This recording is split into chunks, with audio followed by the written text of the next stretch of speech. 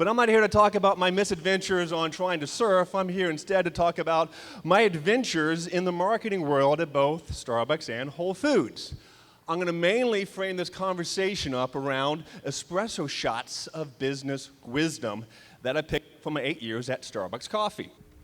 First up, we're going to be talking about building the business. So the first nugget of espresso wisdom is this idea of building the business creates the brand.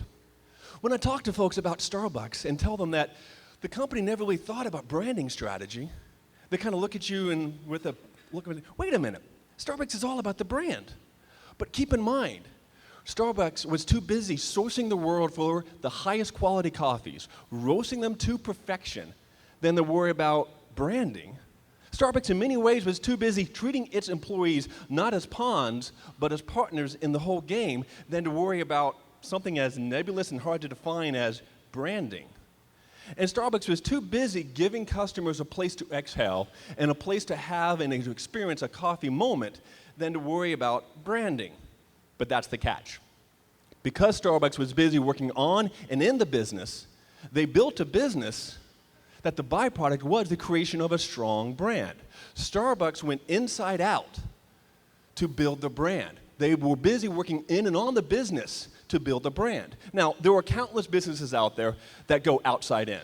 They want to spend millions of dollars to do advertising to build their brand, but they forget about building the business. Something funny happens when you build a business that A, makes money, B, makes customers happy, and C, makes employees happy. You make a strong brand. Simple to say, more challenging to actually do.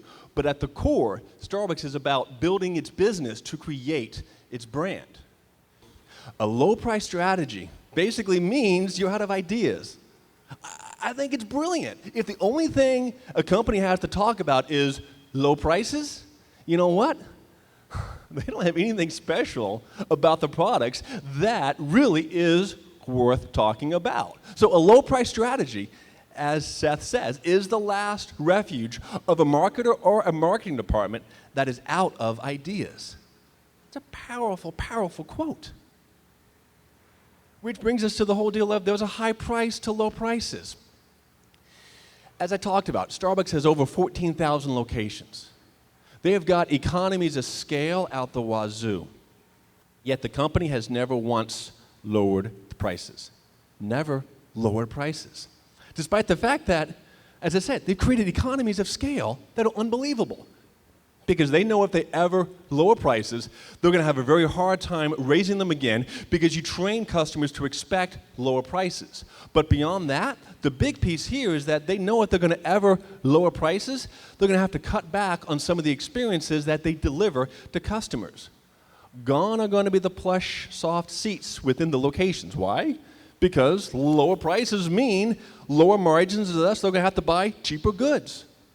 Low prices mean that they'll also have to cut back on the benefits that they give their employees. And they know that their employees are a critical piece in getting customers to buy. And if an employee is not happy, customers are not going to be happy.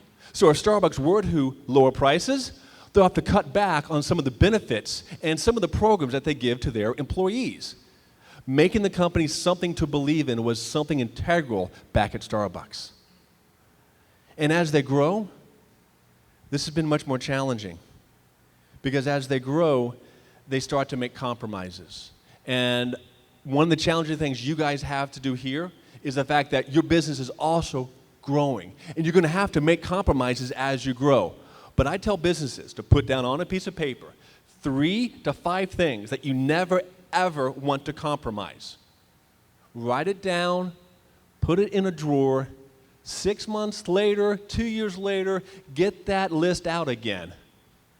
And as you start to see what it is that you've been doing, growing the business, check to see if indeed you started to compromise on some of the things that you've done. Back at Starbucks, we had a saying, whenever we would look at the campaigns we're going to put in our stores, if we ever found ourselves saying something like, oh, a customer will never notice that, if we ever said those words, a customer will never notice that. Be it if it's your website, be it if it's a comma that's misplaced on a pamphlet. Oh, a customer will never notice that. Chances are they will notice that. The little things do matter, and that makes a business tough because that means that you care so much that you want to fix everything. And I think that's a positive trait to have for any business, is this feeling of everything matters.